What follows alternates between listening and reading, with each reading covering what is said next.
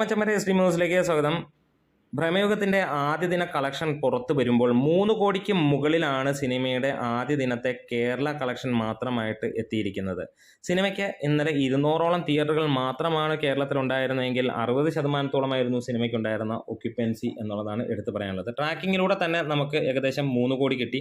ഏകദേശം അതിൽ നിന്ന് ചെറിയ ഒരു ഡിഫറൻസ് മാത്രമാണ് കിട്ടിയിരിക്കുന്നത്. ഒഫീഷ്യൽ കണക്കുകളല്ല എന്നുള്ളത് ഉറപ്പിച്ച് പറയാം. ഇത് സാധാരണ സിനിമകൾ വരുമ്പോൾ ഇടുന്ന ട്രാക്കേഴ്സ് മുഖാന്തരം തന്നെയാണ് ഇതിൻ്റെ ഒരു കളക്ഷൻ വരുന്നത്. അവർ തന്നെയാണ് പറയുന്നത്, അല്ലാതെ ഒഫീഷ്യൽ കളക്ഷൻ എത്രയാണ് എന്നുള്ളത് വന്നിട്ടില്ല എന്നുള്ളത് തന്നെയാണ്. എന്തായാലും റെസ്റ്റ് ഓഫ് ഇന്ത്യ, ഓവർസീസ് ഒന്നും തന്നെ വന്നിട്ടില്ല. ഇവിടെ നമുക്ക് വ്യക്തമായ ധാരണയിൽ കിട്ടിയിരിക്കുന്ന 2 സ്ഥലങ്ങൾ, ഒന്ന് തമിഴ്നാട്ടിലും അതേപോലെ തന്നെ കർണാടകത്തിൽ നിന്നുമാണ്. കർണാടകത്തിൽ നിന്ന് 40 ലക്ഷം രൂപയ്ക്ക് മുകളിലും തമിഴ്നാട്ടിൽ നിന്ന് 12 ലക്ഷത്തോളം രൂപയുമാണ് സിനിമയ്ക്ക് ആദ്യ ദിനം കളക്ഷൻ വന്നിരിക്കുന്നത്. എടുത്തു പറയാനുള്ളത് മലയാളം പതിപ്പ് മാത്രമാണ് ഈ സിനിമ വന്നത്. ഒരു ബിഗ് പാൻ ഇന്ത്യൻ മൂവി ആയിട്ട് തന്നെയാണ് സിനിമ വന്നിരിക്കുന്നത്.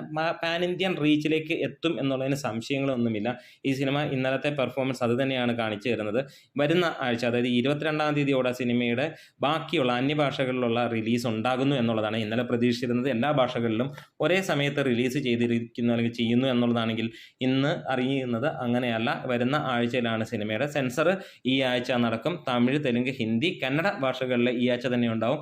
അപ്പോൾ നമുക്ക് ഒരു കൊടൂരമായിട്ടുള്ള ഒരു കയറ്റം കാണാം. കാരണം ഇതിനോടകം തന്നെ സിനിമയ്ക്ക് heavy extra ordinary positive response ആണ് വേൾഡ് വൈഡ് ആയിട്ട് വന്നിരിക്കുന്നത് എന്നുള്ളതാണ്. അതായത് പലരും ഈ സിനിമ, അതായത് അന്യഭാഷക്കാർ ഉൾപ്പെടെയുള്ള ആളുകൾ ഈ സിനിമയ്ക്ക് ഇപ്പോൾ ഇടിച്ചു കയറുന്നു.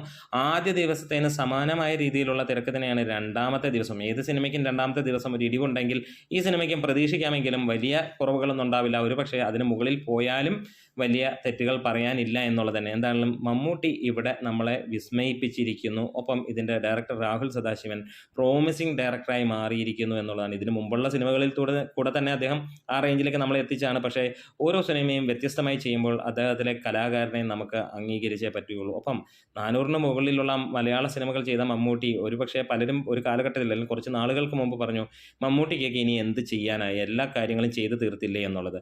അപ്പോൾ അവിടെ മമ്മൂട്ടി എന്ന നടൻ ഇവിടെ മാറ്റിമറിക്കുകയാണ്. ഇതുവരെ ചെയ്തതൊന്നുമല്ല നടനം, അല്ലെങ്കിൽ ഇത്രയും നാൾ എൻ്റെ കൂടെ ചെയ്തിരുന്ന ആളുകൾ ചെയ്തതല്ല നടനം എന്നുള്ളത്. ഇനിയാണ് എൻ്റെ അഭിനയ ജീവിതം തുടങ്ങാൻ പോകുന്നത്. ആ രീതിയിലാണ് മമ്മൂട്ടി മുന്നോട്ട് കൊണ്ടുപോകുന്നത്. നമ്മളുടെ വീഡിയോസ് ഇഷ്ടമെങ്കിലും സപ്പോർട്ട് ചെയ്യണം.